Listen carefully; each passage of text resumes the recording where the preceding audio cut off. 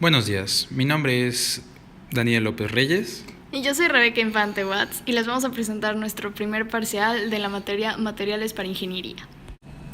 Como ingeniero biomédico se quiere generar una nueva cánula con un material que sea superhidrofóbico. Según el triángulo que rige la ciencia de los materiales, ¿qué tipo de material utilizarías para su aplicación? Justifica cada uno de los siguientes puntos: performance, composición, síntesis, processing y microestructura. Con artículos científicos que hablen sobre el material que elegiste. Presenta una cánula y explica con ella qué material utilizarías. Primero que nada, nos gustaría empezar definiendo qué es una cánula. Una cánula es un elemento utilizado en medicina. Suelen utilizarse en intervenciones quirúrgicas y en diversos aparatos con la finalidad de introducir o extraer un fluido. En la medicina, como mencionamos anteriormente, las cánulas pueden emplearse en aberturas naturales del cuerpo humano o en incisiones realizadas en el marco de una cirugía. En ciertos casos permiten insuflar o expulsar aire. Se emplean, por ejemplo, en las traqueostomías y cosas por así, y hay diferentes tipos. Están la traqueal, las arteriales, las venosas, las orofaríngeas, entre otras. Un material hidrofóbico es para sustancias que son repelidas por el agua o que no se pueden mezclar con ella. En cuanto al performance, necesita ser flexible, tener un largo específico, buena ergonomía, tener en cuenta la longitud, el diámetro y la curvatura. También es muy importante que sea biocompatible. Es importante igual que este material pueda evitar la contaminación de fluidos y que sea resistente a fluidos ácidos.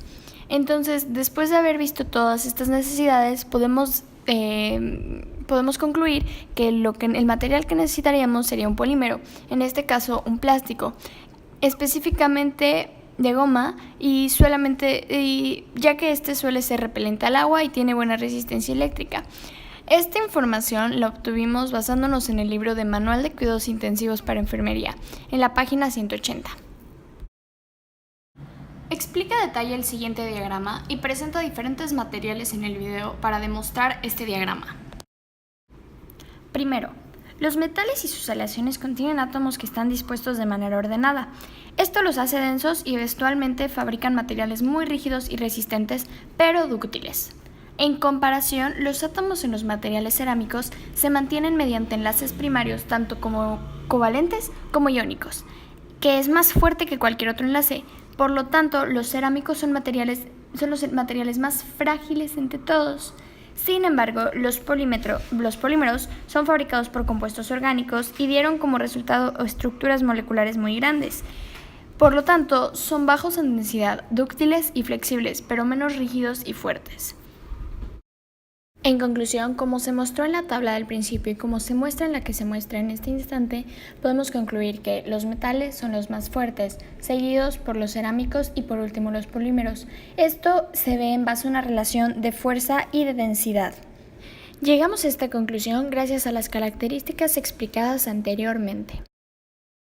Explica las formas alotópicas del carbono en función de su estructura.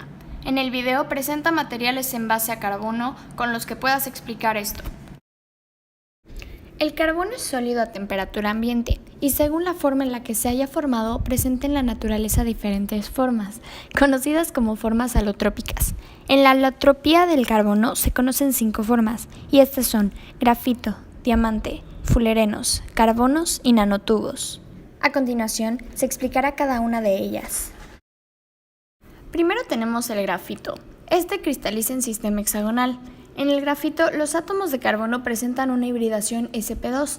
Esto significa que forman 3 enlaces covalentes en el mismo plano a un ángulo de 120 grados. El enlace covalente entre los átomos de una capa es extremadamente fuerte. El grafito es de color negro con brillo metálico, refractario y se exfolia con mucha facilidad.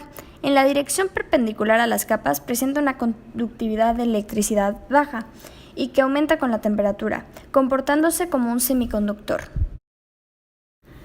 Aquí es donde los átomos de carbono están dispuestos en una variante de la estructura cristalina cúbica centrada en la cara denominada red de diamante. El diamante es la segunda forma más estable del carbono, después del grafito. Sin embargo, la tasa de conversión del diamante a grafito es despreciable a condiciones ambientales.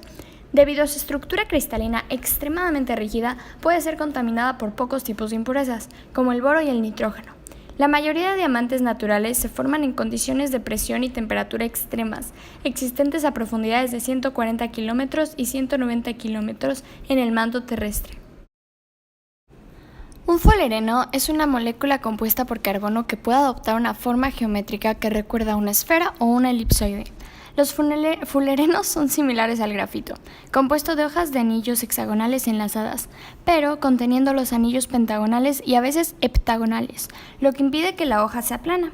Los fulerenos son la tercera forma molecular estable conocida de carbono, tras el grafito y el diamante. Destacan por su versatilidad para la síntesis de nuevos compuestos. Su naturaleza y su forma se han hecho ampliamente conocidas en la ciencia y en la cultura en general por sus características físicas, químicas, matemáticas y estéticas. El grafeno es una sustancia compuesta por carbono puro, con átomos dispuestos en un patrón regular hexagonal, similar al grafito. Es un material casi transparente.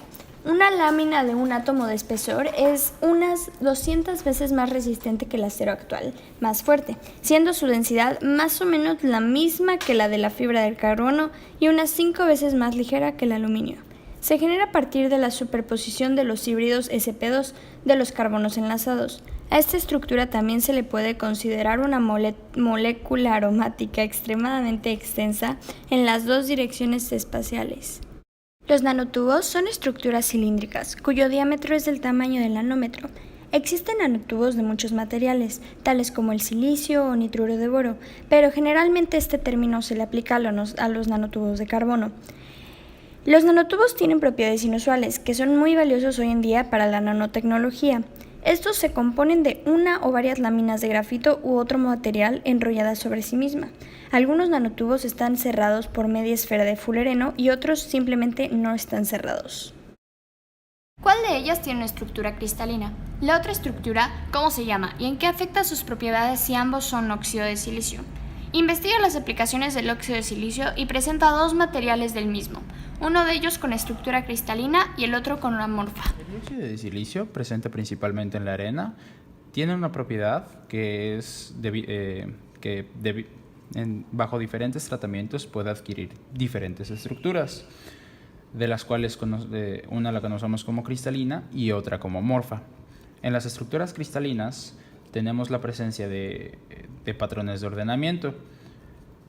Dadas estas dos imágenes, la que presenta patrones de ordenamiento sería esta, ya que tiene un patrón hexagonal repetido varias veces. Entonces,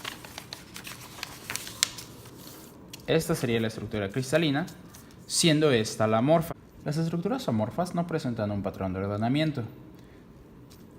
Su acomodo es principalmente entrópico y no presenta ninguna forma estructural base. Dadas estas características, en estas imágenes podemos ver las imágenes anteriores a una escala mucho menor, en nanoescala, siendo esta la cristalina, que claramente se pueden ver las líneas de ordenamiento en un patrón definido y unos haces, en este caso horizontales, que permitirían perfectamente el paso de la luz. Dada la entropía en presencia del ordenamiento en forma amorfa, tenemos puntos de concentración y puntos con falta de ella.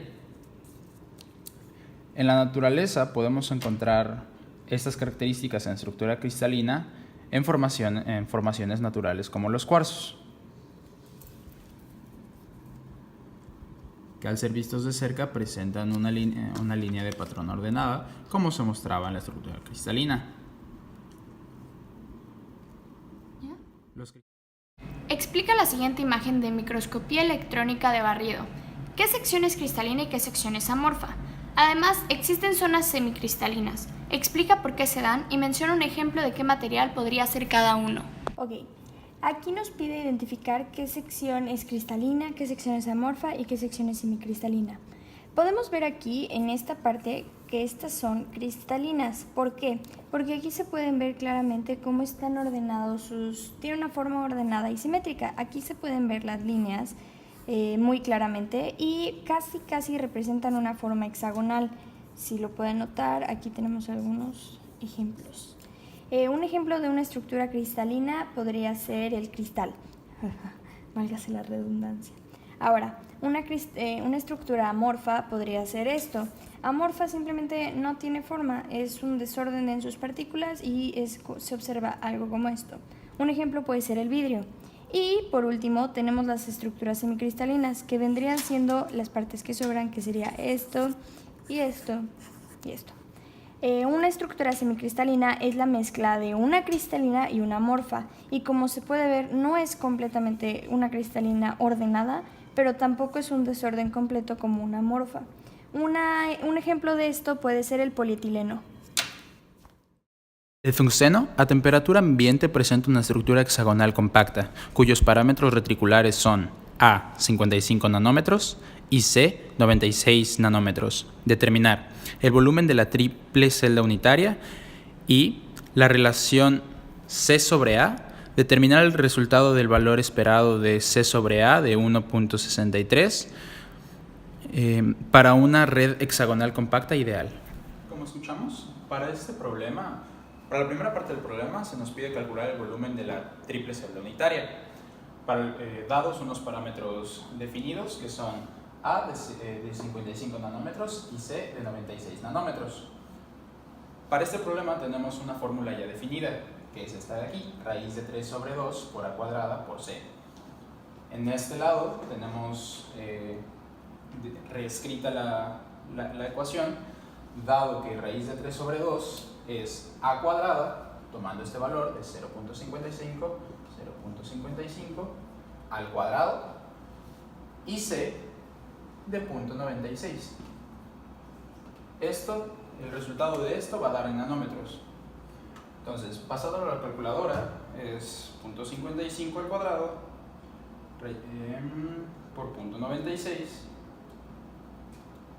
por raíz de 3 sobre 2, lo que nos da un valor de 0.2514.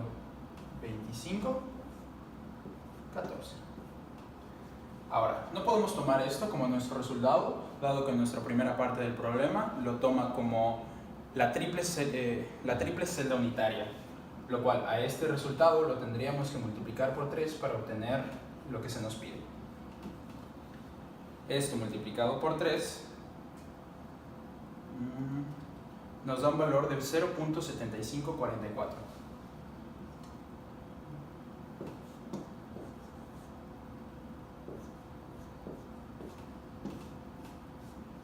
Esto sí es una respuesta para la primera inciso. Ok. Teniendo que este es el volumen de la celda de la triple celda, 0.7544, y nos piden el resultado de la relación C sobre A, vamos a tener dos posibles resultados. Si el resultado de C sobre A es menor o igual a 0.7544 nanómetros, entonces sí va a ser una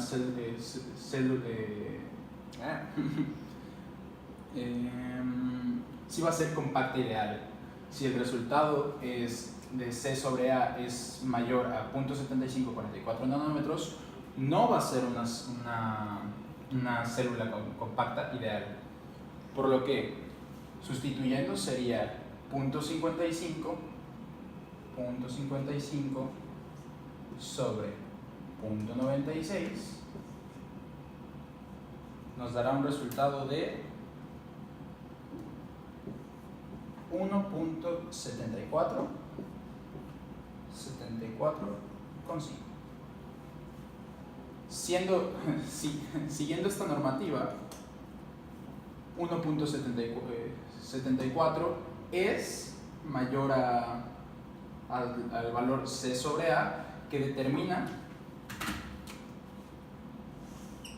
esto. No es compacta ideal. Calcula el número de átomos por celda, la concentración atómica, la densidad teórica, el factor de empaquetamiento volumétrico y la porosidad de un material sintético semiconductor compuesto de moscovio. Para realizar este ejercicio y sus respectivos incisos se necesitan datos como el radio atómico, y como se puede ver en la foto, muchísimos datos de este elemento no se han descubierto, ya que es un elemento relativamente nuevo, por lo que este ejercicio no lo hemos podido realizar. Determina las direcciones señaladas por vectores y los índices de Miller de los planos en las siguientes celdas unitarias. Para este ejercicio, se nos pide determinar las direcciones señaladas por los vectores e indicar los índices de Miller, del inciso A al L. Dividiremos este ejercicio en dos partes, siendo la primera de la A a la F, que tratará de direcciones. Para hablar de direcciones, tenemos que entender primero sus puntos de desplazamiento y que la respuesta del vector siempre será dada por la razón x, y y z. Y el valor de los vectores será dado por la dirección desde el punto de origen hasta el punto destino, siendo que a partir del punto de origen, los desplazamientos en x hacia atrás del punto serán negativos y hacia el frente del punto serán positivos. En y, esta razón es dada derecho positivo, izquierda negativo. Para el inciso A, obtenemos que el punto de origen está dado aquí, por lo que, haciendo su análisis, tenemos un desplazamiento en x que recorre toda la celda en un valor de 1. En y tenemos un desplazamiento hacia la izquierda de toda la unidad, que nos da un valor de -1. Y para el punto z, que es determinado por la altura, no tenemos una altura en este vector, por lo cual la respuesta es 0. Al no tener fracciones, no tenemos que multiplicar por un recíproco, que se verá más adelante, por lo cual la respuesta y el valor del vector queda exactamente igual, dado por 1, -1, 0. Para el inciso B, dado el punto de origen, y empezando el análisis, tenemos un desplazamiento en x, que es -1, siendo que recorre toda la unidad desde el punto de origen hasta el extremo opuesto. En y, de -1, y en z, de 1/2. De 1/2.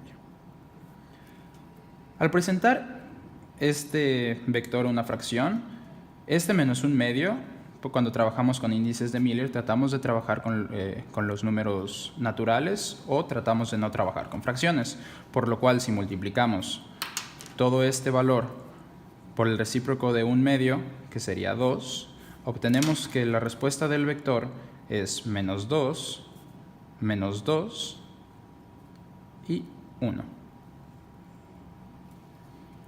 Para el ejercicio C, obtenemos que el punto de origen se encuentra aquí y el desplazamiento en el eje X es de forma frontal al punto de origen, por lo que la primera parte es 1. Su desplazamiento en Y es positivo al punto de origen en 1/4 y no tenemos una altura determinada, por lo cual es 0. Como tenemos una fracción, multiplicamos por su recíproco, que sería el recíproco de 1/4 es 4, que nos da 4,1,0. En el ejercicio D, siendo el punto de origen aquí, nos podemos percatar que no tenemos un desplazamiento en el eje X, por lo cual el primer resultado del vector sería en X 0. En Y tenemos un desplazamiento a la izquierda, por lo cual el resultado es negativo y su desplazamiento es de 1/2 de la unidad. Y en el eje Z tenemos que desplaza toda la unidad de la celda y esto por ende sería 1. Multiplicamos por el recíproco y obtenemos el recíproco de menos 1/2 sería 2 y obtenemos 0 menos 2, 1. El ejercicio E tiene su punto de origen aquí y nos da que su desplazamiento en eje X es completamente hacia atrás de la celda, lo cual nos da un menos 1, ya que recorre toda la distancia, y nos da valores de desplazamiento negativos en Y por su dirección hacia la izquierda de menos 1/2 y positivo en Z de 1/2. Positivo en Z ya que solamente recorre la mitad del valor de la celda. Si multiplicamos por el recíproco, que en este caso tenemos dos fracciones, pero siendo estas la misma, nos funciona el mismo recíproco, que es 2, obtenemos un menos 1, menos 2, menos 2.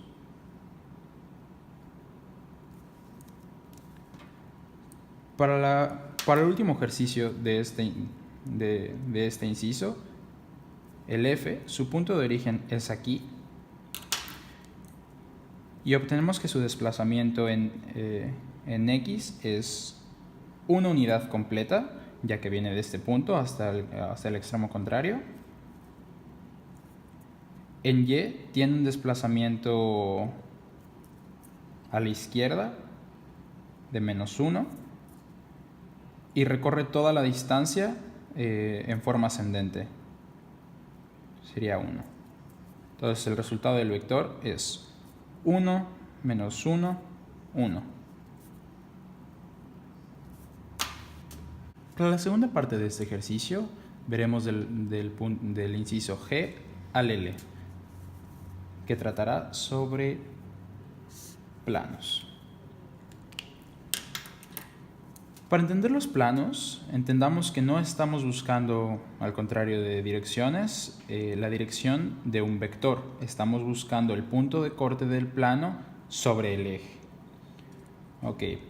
Siendo esto nuestro punto primordial a buscar, siempre buscaremos un punto de origen que no esté intersectado por el plano. En este caso, nuestro punto de origen lo ubicaremos aquí. La respuesta de los cortes del plano se da de la misma forma que si fuera buscando un vector, en la razón X, Y, Z. Para X, el desplazamiento es frontal al punto de origen, por lo cual en una unidad es 1, en Y es a la derecha, es 1, y tiene un desplazamiento negativo del punto de origen hacia abajo, lo cual nos da un menos 1. Nuevamente, como no tenemos fracciones, no se multiplica por el recíproco y su resultado queda dado igual. 1, 1, menos 1. Para este ejercicio, para el inciso H, ubicando nuestro punto de origen aquí, nos damos cuenta que no tiene un punto de corte en el eje X, por lo cual sobre el eje X el corte se diría que es en infinito. El desplazamiento en Y de este punto a este es dado sobre toda una unidad, lo cual es 1, y su desplazamiento en Z del punto de origen es de igual forma 1. Por lo cual, como no podemos dejar la respuesta expresada como un infinito y el recíproco de infinito es 1 sobre infinito, la respuesta del recíproco de multiplicar 1 sobre infinito es 0. Infinito sobre infinito da 0, 1, 1. Para el ejercicio I, ubicando el punto de origen aquí, nos damos cuenta que no importa cuánto desplacemos a partir del punto de origen sobre el eje X, nunca llegaremos a tocar al plano, por lo cual su punto de corte es nuevamente infinito. Sobre el eje Y, tenemos que su corte es en un tercio. Y al igual que en el eje X, lo mismo nos va a pasar con el eje Z. A partir del punto, no importa cuánto recorremos el eje, jamás vamos a encontrar un punto donde cortemos al plano, por lo cual su punto de corte nuevamente sería infinito. Al multiplicarlo por sus recíprocos, el recíproco de infinito es 0, el de un tercio es 3, y nuevamente el de infinito es 0.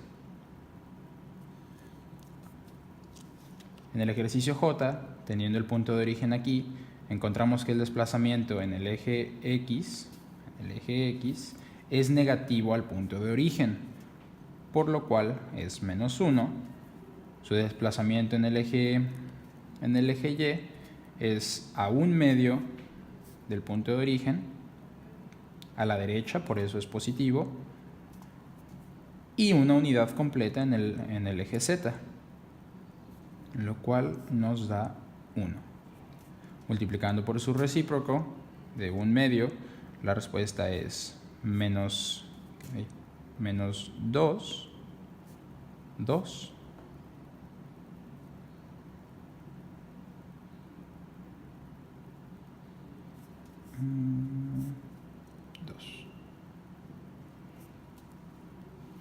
Okay. Para este ejercicio, en el eje, si nos damos cuenta, en el eje Z no nos dan la distancia de punto de corte directamente implícita, sino nos dan la distancia de separación del punto de corte, digamos, en el lado opuesto. Sin embargo, es muy fácil sacarlo sabiendo que una unidad, siendo 1, y aquí el sobrante es 2/3, en el eje Z va a ser 1/3. Por lo cual, siguiendo el orden, es en el eje X del punto de origen recorre una unidad, en Y recorre una unidad y en Z recorre lo que habíamos acordado, 1/3. Multiplicando por su recíproco, obtenemos que es 1,1,3. Okay. Para el ejercicio para el ejercicio L, ubicando el punto de origen aquí, volvemos a obtener que recorriendo en el eje X no tenemos un punto de corte fijo, por lo cual su punto de corte es infinito.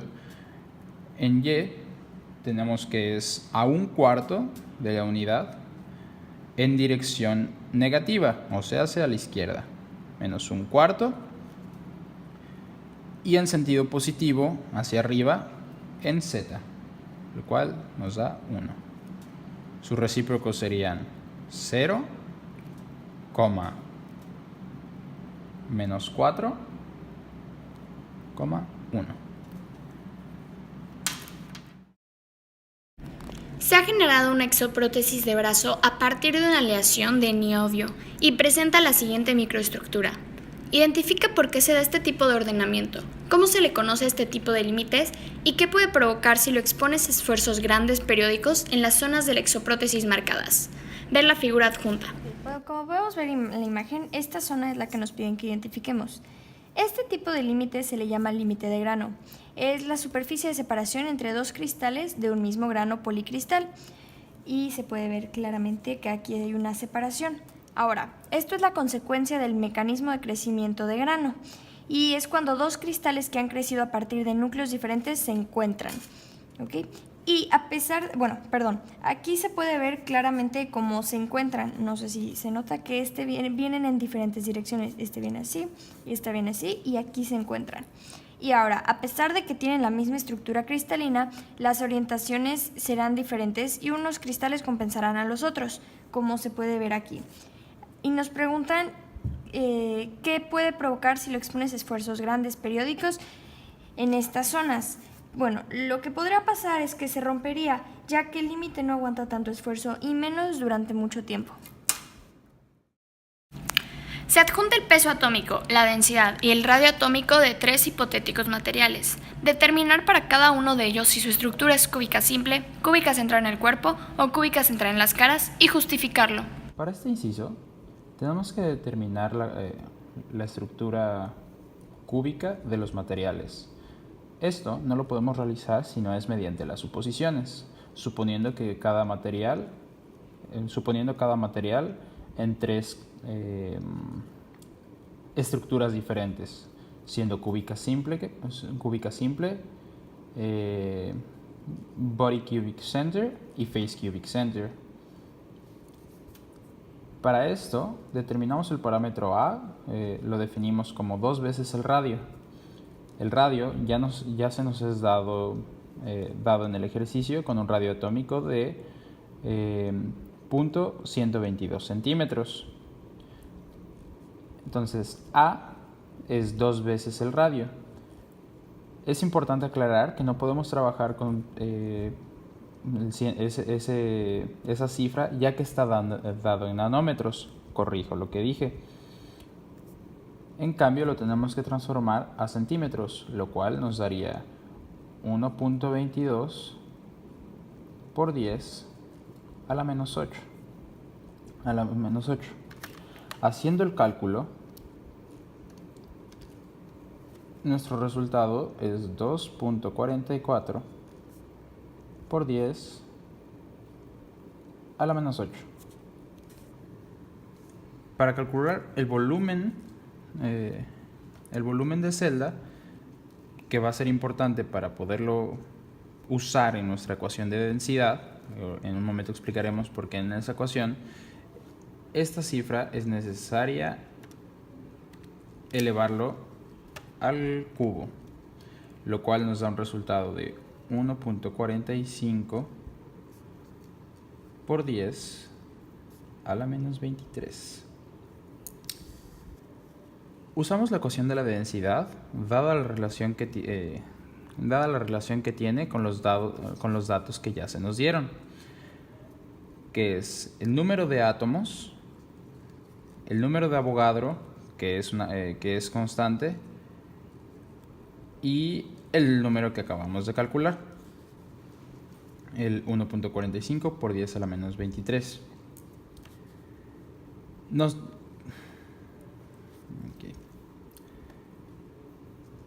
Sustituyendo esto como una ecuación, dados los datos que ya se nos dieron, tenemos que la densidad es 6.4 gramos sobre centímetro cúbico.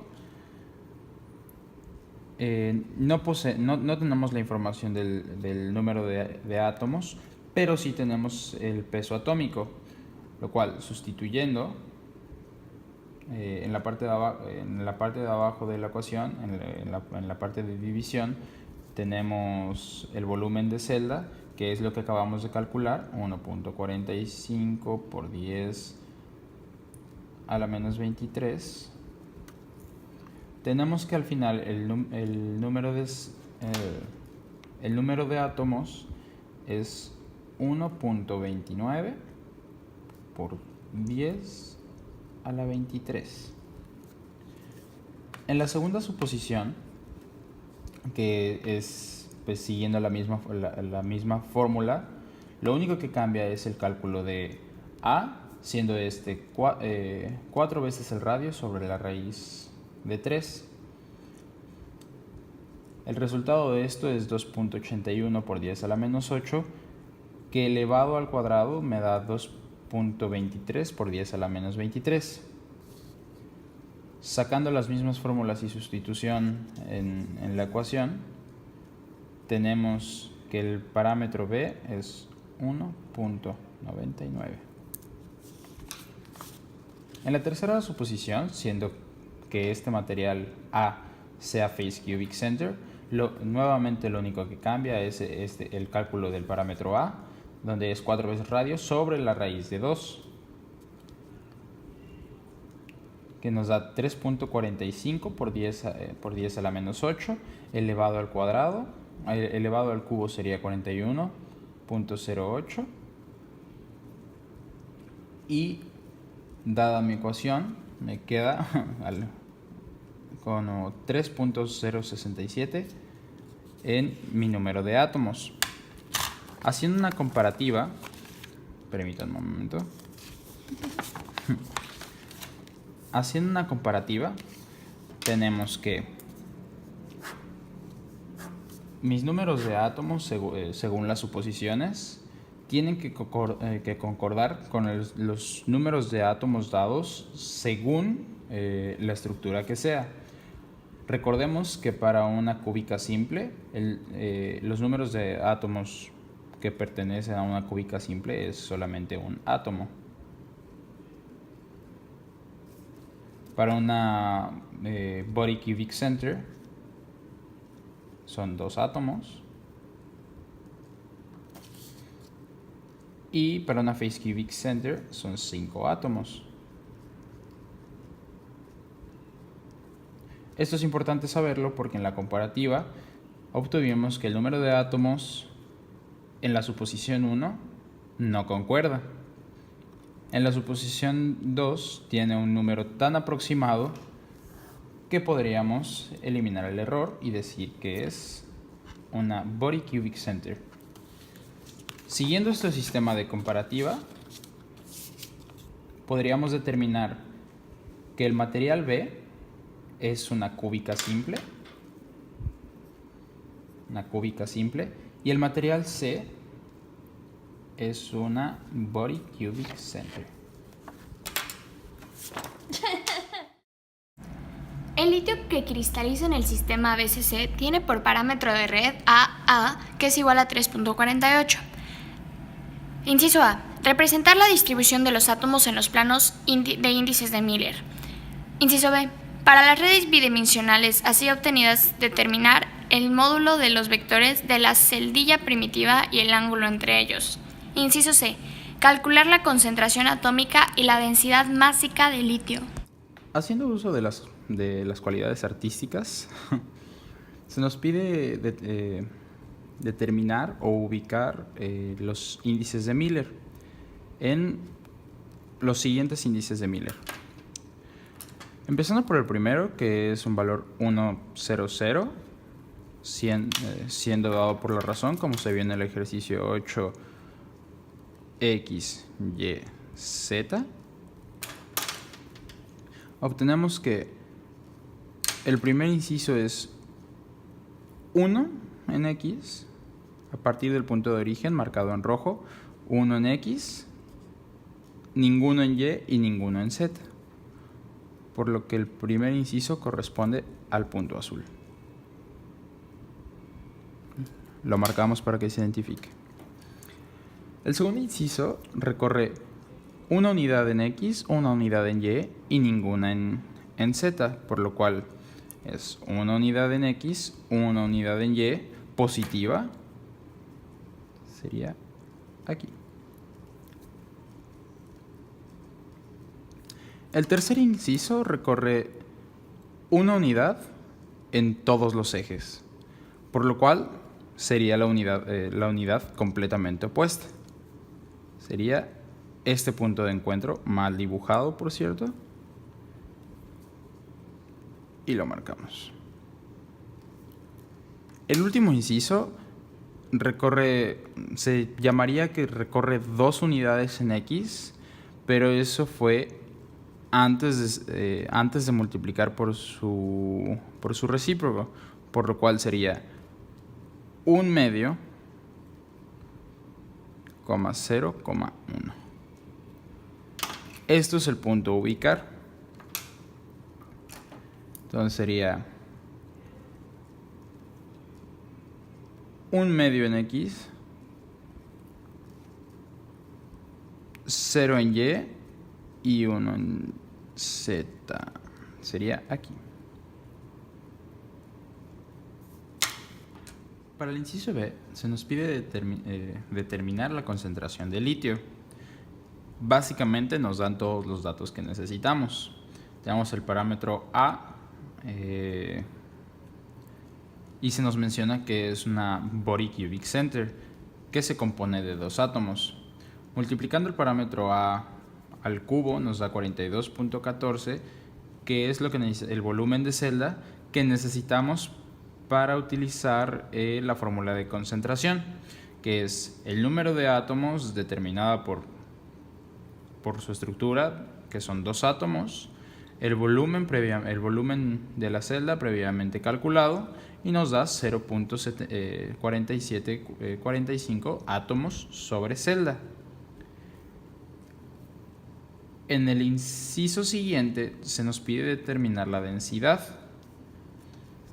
Para esto tenemos que el peso atómico es el peso atómico del litio es 6.94 gramos sobre mol. Teniendo este dato y los datos del inciso anterior, tenemos 2 átomos como número de átomos multiplicado por la división de su masa atómica entre el número de Avogadro por el volumen de celda, que nos da un valor de 5.4695 por 10 a la menos 23 gramos sobre Armstrong.